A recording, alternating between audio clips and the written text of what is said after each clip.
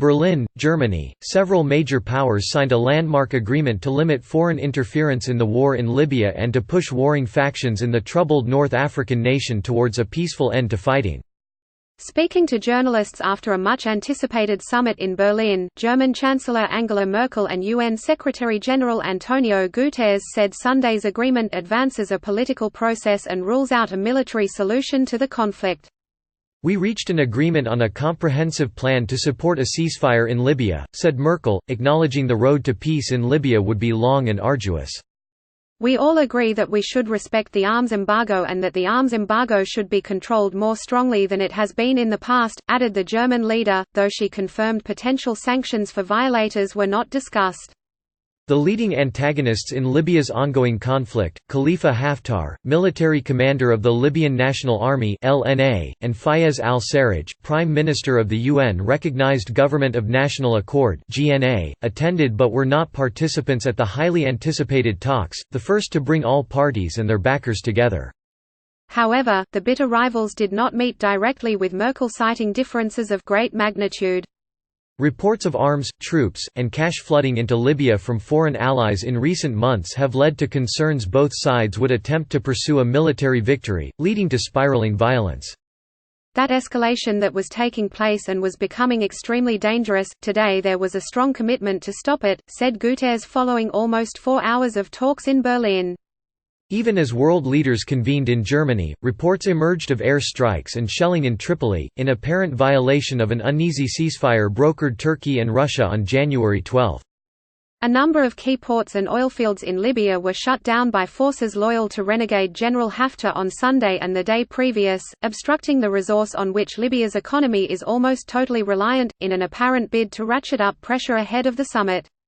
Sunday's deal marks a new stage in diplomatic attempts towards ending the country's most recent bout of fighting, which began when Haftar's forces began an assault on Tripoli last April, leading to more than 9 months of fighting in which more than 2,000 people have been killed, according to the UN. Leaders and senior officials from Turkey, Russia, Egypt, France, the UK, Italy, the US were all in attendance at the summit.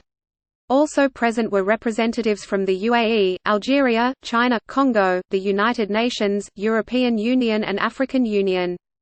"We commit to refraining from interference in the armed conflict or in the internal affairs of Libya and urge all international actors to do the same," read a draft declaration of the text to be signed by international leaders. The 55-point draft communiqué also called for the disarming of militias, the distribution of oil resources, and progress towards the formation of a single government, and free elections. Committees will be established to monitor the ceasefire and the various commitments made at the summit.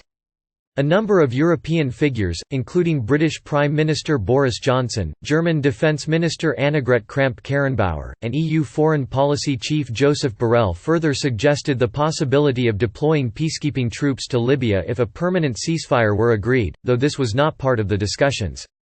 "We should be ready to participate in any kind of efforts in order not to just complain but to be assertive and be part of the solution," Borrell told reporters. Tim Eaton, senior MENA researcher at Chatham House, told Al Jazeera it remains to be seen if Sunday's agreement will hold. According to initial reports of the outcomes, the communiqué signed in Berlin would appear to be akin to a gentleman's agreement that could be enforced if the will is genuine, or could soon fall apart with allegations of violations and mutual recrimination, said Eaton. "It will soon become clear which is true." He said the US and other actors in the UN Security Council must stand behind the agreement and pressure those who violate it.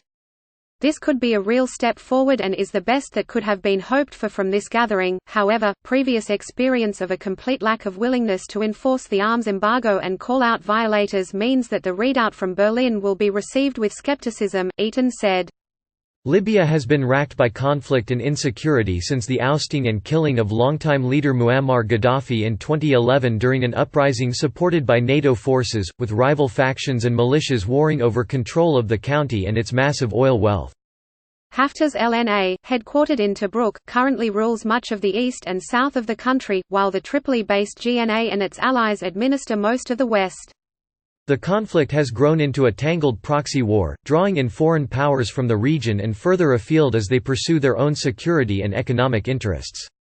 Haftar has received crucial air support from the United Arab Emirates and allegedly Russian mercenary forces, as well as the backing of neighboring Egypt. Turkey has provided direct military assistance to the GNA, delivering drones and weapons and authorizing the deployment of its forces in Libya earlier this month. Ankara has stepped up its engagement in Libya since signing a maritime treaty with al-Sarraj's government in November to grant it exploration rights in the East Mediterranean Sea. The Berlin Agreement also sought to address the issue over who controls over Libya's massive oil reserves, recognizing the authority of the Tripoli-based Central Bank of Libya and National Oil Company (NOC), as well as calling for an end to interference with oil facilities. The shutdown of ports and oilfields will more than halve Libya's crude exports, plummeting from 1.3 million barrels per day to just 500,000 and cost it $55 million per day, according to the Tripoli-based National Oil Company, which declared force majeure, meaning it could not honor contracts because of unforeseen events. At the end of the day, an oil blockade is a self-defeating gambit as all actors, including Haftar's forces, require oil income to remain afloat, said Eaton. The events as well as reports of the ceasefire being breached will call into question how sincere the rivals are in setting aside arms and engaging with the UN peace process, which was first proposed by Ghassan Salameh, chief of the UN's Libya mission, last July. Long experience makes us doubt the intentions, seriousness and commitment of the other side, whom everyone knows seeks powers at any price, al-Sarraj told German news agency dpa before the meeting.